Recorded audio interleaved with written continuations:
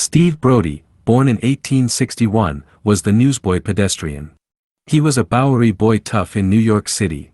He entered pedestrianism at the young age of 17 in 1879 and had surprising success. He first walked 90 miles in under 24 hours on a sawdust track, 20 laps to a mile, laid down in the gymnasium of the Newsboys' lodging house. In April 1879, Brodie entered his first six-day race at Madison Square Garden and quickly became a fan favorite. He smartly would run around the track carrying a bundle of newspapers which he autographed and sold to the spectators at exorbitant prices. He finished in a surprising 7th place with 375 miles. Just a week later, he competed for 6 days again, this time in Philadelphia, and won with 390 miles, earning him $500, worth more than $16,000 today. During that race his bad temper emerged as he punched another runner in the eye. His success all came tumbling down a few months later at a 6-day race in San Francisco, California, where he ran a 6-day race against horses.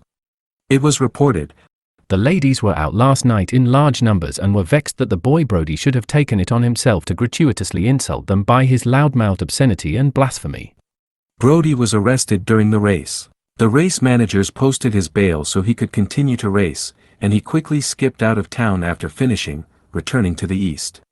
On return, he was arrested again, this time for assault, and his running career soon ended at the age of 18. Brodie later turned to fraud and hoaxes. He fooled America by staging a very famous fake jump off of the Brooklyn Bridge in 1886. People believe it was true for decades. He was charged with attempted suicide and held for a physical and psychiatric examination. In 1887, he opened a very popular saloon in New York City's Bowery district, with a museum about his jump. He was no longer the newsboy. He was now Steve Brodie Bridge Jumper. He later claimed to have gone over Niagara Falls in 1889, but as witnesses came forward to dispute his claim, he eventually admitted that the stunt was faked. Brodie next went on stage as a star and performed throughout the country for many years in a melodrama named On the Bowery that depicted scenes from his life. He cleaned up his reputation by giving generously to charities. He also financially backed and handled several 6-day runners in prominent races. The term, "pull a Brodie," refers to him. Brodie died young of tuberculosis in 1901 at the age of 39.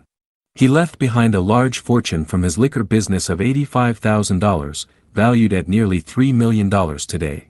His advice to a youth during his dying days was, "Never jump, young man. It don't pay in the long run. There are other ways of endangering your life without doing it foolishly."